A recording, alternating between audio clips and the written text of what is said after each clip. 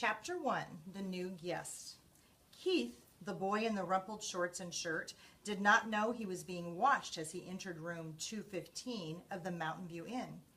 Neither did his mother and father, who both looked hot and tired. They had come from Ohio and for 5 days had driven across plains and deserts and over mountains to the old hotel in the California foothills, 25 miles from Highway 40. The fourth person entering room 215 may have known he was being watched, but he did not care. He was Matt, 60 if he was a day, who at that moment was the bellboy. Matt also replaced worn-out light bulbs, renewed washers and leaky faucets, carried trays for people who telephoned room service to order food sent to their rooms, and sometimes prevented children from hitting one another with croquet mallets on the lawn behind the hotel. Now, Matt's right shoulder sagged with the weight of one of the bags he was carrying. "Here you are, Mr. Gridley, rooms 215 and 216, he said, setting the smaller of the bags on the luggage rack at the foot of the double bed before he opened a door into the next room. "I expect you and Mrs. Gridley will want room 216. It's a corner room with twin beds and a private bath." He carried the heavy bag into the next room where he could be heard opening windows. Outside, a chipmunk chattered in a pine tree and a chickadee whistled. "Phoebe-bee." The boy's mother looked critically around room 215 and whispered, "I think we should drive back to the main highway. There must be a motel with a vacancy sign someplace. We just didn't look long enough." "Not another mile," answered the father. "I'm not driving another mile on a California highway on a holiday weekend. Did you see the way that truck almost forced us off the road?"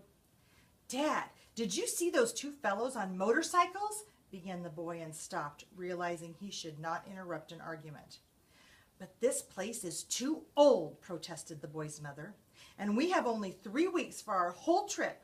We had planned to spend the 4th of July weekend in San Francisco, and we wanted to show Keith as much of the United States as we could. San Francisco will have to wait, and this is part of the United States. Besides, this used to be a very fashionable hotel," said Mr. Gridley. "People came from miles around." 50 years ago," said Mrs. Gridley, "and they came by horse and buggy." The bellboy returned to room 215. "The dining room opens at 6:30, sir. There is a ping-pong game in the game room, TV in the lobby, and croquet on the back lawn. I'm sure you will be very comfortable." Matt, who had seen guests come and go for many years, knew there were two kinds: those who thought the hotel was a dreadful old barn of a place, and those who thought it charming and quaint, so quiet and restful. "Of course we'll be comfortable," said Mr. Gridley, dropping some coins into Matt's hand for carrying the bags. "But this big old hotel is positively spooky." Mrs. Gridley made one last protest. "It's probably full of mice." Matt opened the window wide. "Mice? Oh no, ma'am. The management would not stand for mice."